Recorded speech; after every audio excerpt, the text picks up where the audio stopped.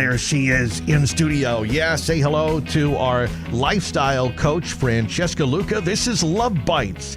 Love Bites, taking a bite out of love one question at a time. Proudly sponsored by Meineke. Stop by Meineke's Hanover Quincy location today for fast, reliable car care.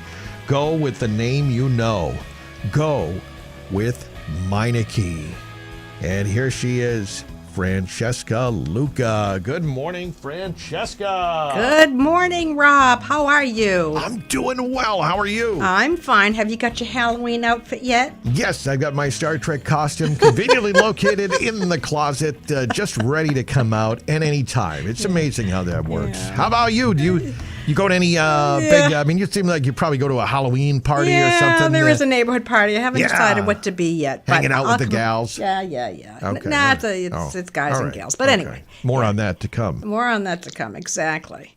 All right, so let's see. Every week, and by the way, we'll tell you how you can get your question in at the end of this segment. But this is where Francesca goes through a question every week at this time. We do it live, and we have them sent in by you. So this one, you want me to read the one from Kevin?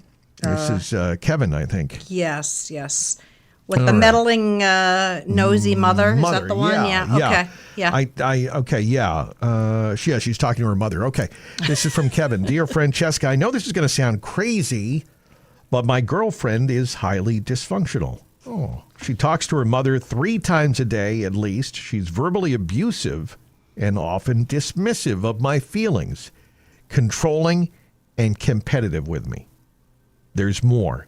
I know it's not healthy for me, but every time I try to talk to her about how she makes me feel, she flips out and threatens to leave. I know you're going to say just leave, but I'm petrified of abandonment. Aww. I get literally sick to my stomach when she threatens. I can't eat or sleep and get anxious. Did I mention that her mother never includes me in the conversation and even jokes that I'm taking her daughter away? This makes me feel left out and anxious. Any advice, Francesca? Thank you, Kevin. Kevin, you're making me anxious. Wow. Yeah, but you've got yourself a perfect storm, dude. Seriously, old wounds with a nosy goat meddling in your life. Ugh, that's trouble. But that being said, you've been programmed to scan for signs that you're not wanted. Mm-hmm. Right? You know, you do know that same radar that once protected you is now hijacking you. I don't know if you're aware of that or not, but you can't build intimacy while you're bracing for abandonment. So we're going to cut right through the chase here.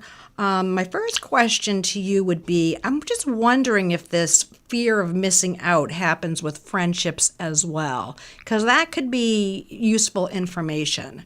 You know, when you catch yourself wondering, why didn't they text back? Oh, I'm not important. That's your old programming talking.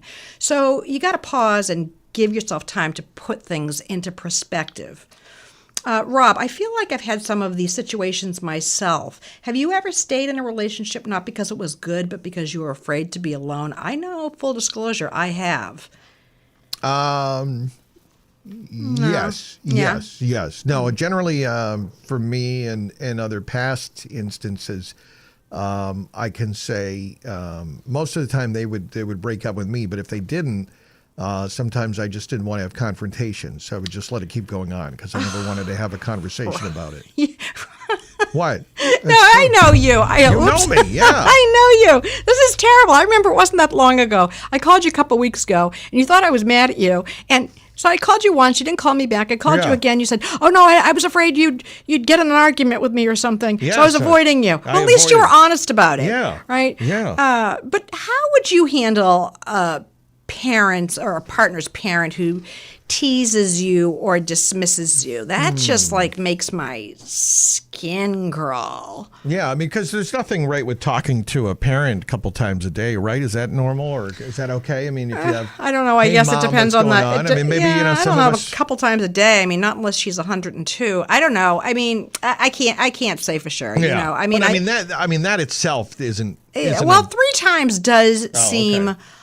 A little excessive, but let's just go back to this mother who's sort of dismissing you or teasing you, that can really feel uncomfortable. You know, I this was many, many, many years ago. I was dating this guy, and it was right around the holidays, and he told me that he had said to his mother, yeah, I bought her, you know, a boom box. That was way back when. I'm showing my age. And I bought her this and I bought her that. But, okay. yeah, I know, boom box. But I didn't. I needed one for my office. But anyway, he said, but I feel like I didn't buy her anything personal. So he was referring to maybe something a little sexy or whatever.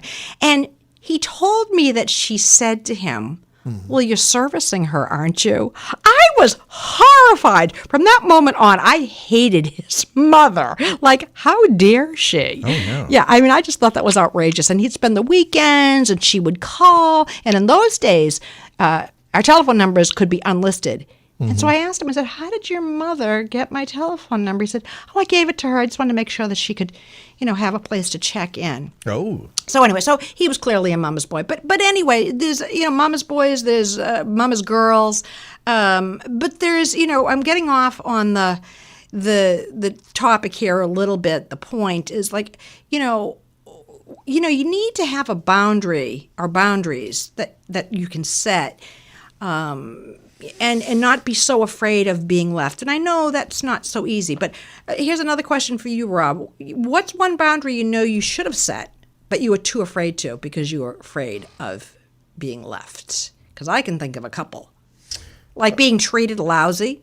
Like, I'm not tolerating that. Yeah. Yeah, I think like I would probably accept anything. But yeah, I'm trying to think of, I don't know. I have to think about that one. But I know, what are some examples you're saying you're treated badly? Well, you know, like if you're treated badly, you know, Yeah. and especially if you were dismissed as a child, you know, you're going to allow that kind of same behavior. You might even seek it out as an adult. So I was just curious if there's ever been a time that you can think of where you should have set a boundary, but you didn't. No. You don't have- No, that's a good question though. But I have a feeling that I probably did a lot of those. Yeah, And yeah. I have a feeling I'm probably you did, too. repressing them. Yeah, Yeah, because yeah. I think right now that's probably what's happening. But in this case with Kevin's email, I'm sad to say, but it doesn't seem like there's anything good about this. I mean, some of the messages that you get from week to week, Francesca, that'll say like, "But I'm really in love," or "I like the way this one doesn't seem like she makes him feel." Exactly. So That's what I'm really sad That's right. about. That's right. Exactly. So Kevin, what do you need to do?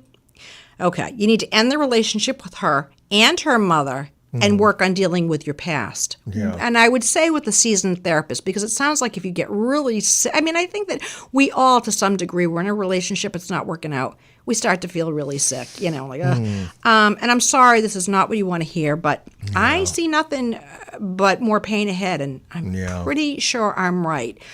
And here's the thing. This isn't just a trigger in your head, okay? The mother's behavior is definitely dismissive. She's not engaging you. She's joking about you taking her daughter away.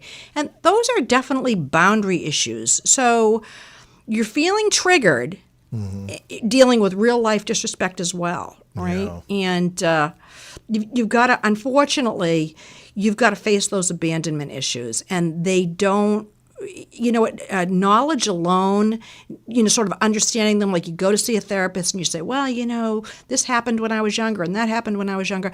And, you know, you kind of tie the two together. Sadly, that will not change anything. So insight alone isn't enough. And so you really have to do some work. And listen, just don't make excuses for her. Face your past and know, because it sounds like she's pretty much of a narcissist, I would agree. Yeah. Narcissists don't change. They just recycle the same lies with a new audience. Oh, my. Yeah, well, it's true. So my suggestion is make a plan and begin to quietly but strategically know that you have to leave and make little steps to back off. And every time you do, you are going to feel much more confident about yourself, I promise you. And then she's going to know that you're not a doormat, right? So you've got to speak up. I know it sounds sort of woo woo, but it is true. You've got to speak up. You've got to set boundaries. You've got to ground yourself when you're triggered. Deep breaths, maybe journaling, walking, whatever helps you regulate your system. And that's pretty much my Love Bites tip. Oh, there's Ed Perry out in the hallway. Yeah, we're on the air right now, Ed, but thank you for coming by.